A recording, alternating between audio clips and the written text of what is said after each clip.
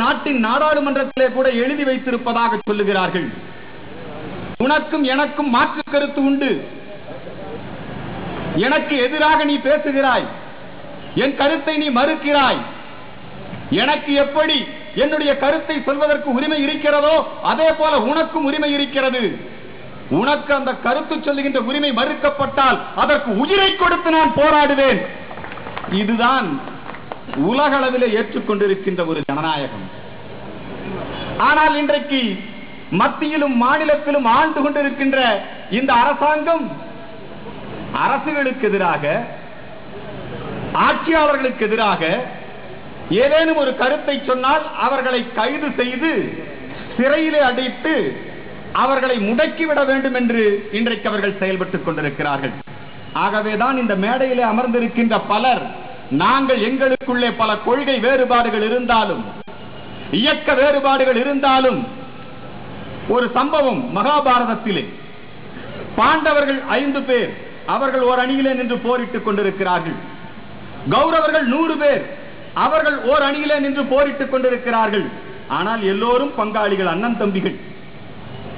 ஒரு முறை கௌரவர்களின் மூத்தவனான துரியோதனனை சிறைப்பிடித்து விடுகிறார்கள் எதிரிகள். இந்த இருவருக்கும் சம்பந்தம் இல்லாத எதிரிகள் சிறைப்பிடித்து விடுகிறார்கள். சிறைப்பிடித்து விட்டவுடனேயே பாண்டவரிடத்திலே ஓடி வந்து தர்மனிடத்திலே சொல்லுகிறார்கள், நம்முடைய சகோதரனை சிறைப்பிடித்து விட்டார்கள் எதிரிகள், நமக்கு நல்ல வாய்ப்பு, அவனை பிடித்து உள்ளே போட்டு விட்டார்கள், அவன் சிறைப்படுத்தப்பட்டிருக்கிறான், நாம் இந்த நேரத்திலே நம்முடைய வெற்றிக்கு வழிவகுத்துக் கொள்ளலாம் என்று அர்ஜுனன் போன்றவர்கள், பீமன் போன்றவர்கள் ஆவேசப்பட்ட பொழுது தர்மன் சொல்லுகிறான், அது தர்மம் அல்ல, எனக்கும் உனக்கும் நமக்கும் பாண்டவர்களுக்கும் கௌரவர்களுக்கும் சண்டை என்று வருகிற பொழுது நாம் 5 பேர், அவர்கள் 100 பேர். ஆனால் நமக்கு வெளியே இருந்து ஒரு எதிரி வருகிற பொழுது நாம் மொத்தம் 105 பேராக இருந்து எதிரிகளை எதிர்க்க வேண்டும் என்று சொன்னார். அதுபோலத்தான் இங்கே கருத்திலே நாங்கள் மாறுபட்டவர்களாக இருந்தாலும் கூட ஈழத்திலே நாதியற்ற நம்முடைய தமிழினத்தை காப்பாற்றுவதற்காக கருப்பு சட்டையோடு இந்த காவி சட்டையும் கைகோத்திருக்கிறது. இந்த உலகத்திலே எந்த மூலையிலே ஒரு இனத்தை சேர்ந்தவன் தாக்கப்பட்டாலும் அந்த நேரத்திலே அந்த இனத்தை சார்ந்தவன் எங்கே வசித்தாலும் துள்ளி எழுவான்.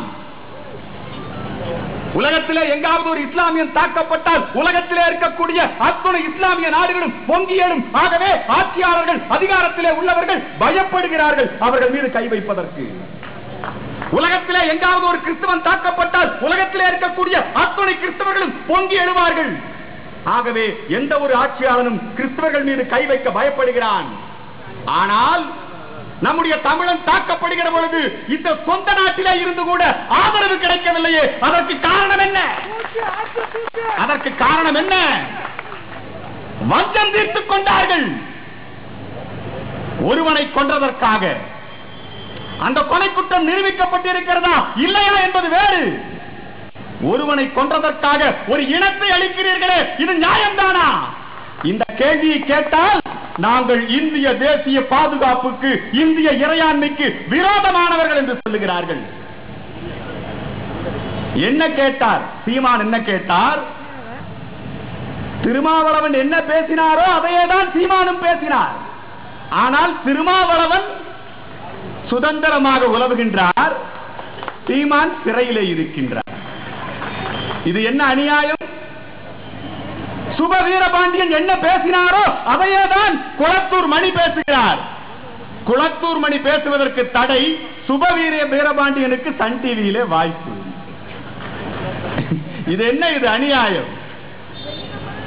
உலகத்தின் சிறந்த ஜனநாயக நாடு என்று சொல்லுகிறார்கள். நான் அதை ஒப்புக்கொள்ள மாட்டேன். ஏனென்றால் இந்தியா சுதந்திரம் அடைந்த உடனேயே சுதந்திரத்தின் தலகர்த்தராக இருந்த பண்டித நேரு பிரதமராக பொறுப்பெடுத்துக் கொண்டு நாடாளுமன்றத்திலே உரையாற்றுகிறார். அப்பொழுது எங்கள் தலைவர் ஜின்னா சொன்னார், நான் இந்துஸ்தானை பிளந்து விட்டேன். ஆனால் எங்கள் சியாம் பிரசாத் முகர்ஜி சொன்னார், நான் பாகிஸ்தானை பிளந்து விட்டேன். அந்த சியாம் பிரசாத் முகர்ஜி இந்தியாவின் முதல் எதிர்க்கட்சி தலைவர் எழுந்து நின்று நேருவிடத்திலே கேட்கிற பொழுது நேருவினால் பதில் சொல்ல முடியவில்லை. நேரு சொன்னார், ஐ வில் கிராஷ் யூ, நான் உன்னை நசுக்கி விடுவேன் என்று சொன்னார். மிக சாந்தமாக எங்கள் தலைவர் எழுந்து சொன்னார், I will crush your crushing mentality என்று சொன்னார். ஆகவே காங்கிரஸ்காரனிடத்திலே ஜனநாயகத்தை நாம் எதிர்பார்க்க முடியாது. காங்கிரஸ்காரனிடத்திலே என்ன எதிர்பார்க்க முடியும் ஜனநாயகத்தை? அவர்களை நாம் நம்முடைய ஒற்றுமையால் மிரட்ட வேண்டும். இன்றைக்கு சீக்கியன் மிரட்டி இருக்கிறான், ஆகவே பிரதமராக இருக்கிறான். இந்திரா காந்தியை கொன்றவர்கள் சீக்கியர்கள். அதற்காக சீக்கிய இனத்தையே இந்திரா காந்தியின் குடும்பம் அழித்து விட்டதா? மன்மோகன் சிங்கை பிரதமராக்கி அழகு பார்க்கவில்லையா?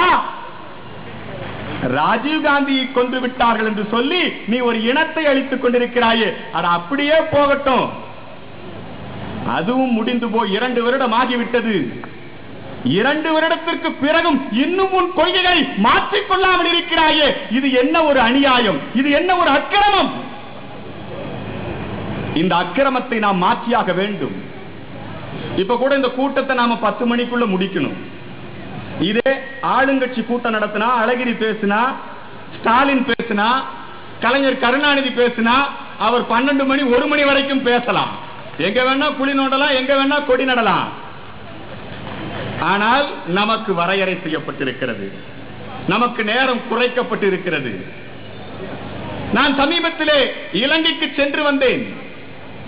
இலங்கையிலே நம்முடைய மக்கள் படுகின்ற துயரினை, அவலத்தை நான் பார்த்துக் கொண்டு வந்தேன். இன்னும் 80,000க்கும் மேற்பட்டோர் அங்கே முகாம்களிலே, வதை முகாம்களிலே அடைபட்டு கிடக்கிறார்கள். ஒரு முக்கியமான செய்தியை நான் உங்களுக்கு சொல்ல விரும்புகிறேன். அங்கே ஐக்கிய நாடுகள் சபை, அந்த சபையினை சார்ந்த நிறுவனங்கள் அங்கெல்லாம் வந்து உதவி செய்ய வருகின்றன. இந்திய அரசாங்கம் உதவி செய்ய வருகிறது. ஆனால் அந்த உதவிகள் எல்லாம், இவர்கள் கொடுக்கின்ற பணம் எல்லாம், இவர்கள் போடுகின்ற திட்டங்கள் எல்லாம் சிங்களவர்கள் பெரும்பான்மையாக வசிக்கின்ற பகுதிக்குத்தான் அங்கே சென்று அடைகிறது. தமிழர்கள் வசிக்கின்ற பகுதிக்கு சென்றடைவதில்லை. அங்கே பாதிக்கப்பட்ட மக்களுக்கு எந்த ஒரு உதவியை செய்தாலும் நாம் நேரடியாக சென்று செய்ய முடியாது. அத்தகைய கட்டுப்பாடுகளை இலங்கை அரசாங்கம் விதித்திருக்கிறது. இலங்கை அரசாங்கம் முழுக்க முழுக்க, குறிப்பாக ராஜபக்ச அரசாங்கம் சமீபத்திலே கூட ஒரு சட்ட திருத்தத்தை கொண்டு வந்திருக்கிறது. என்ன சட்ட திருத்தம்? அங்கே மீண்டும் மீண்டும் அவரே ஜனாதிபதியாக, அதாவது முழு சர்வாதிகாரியாக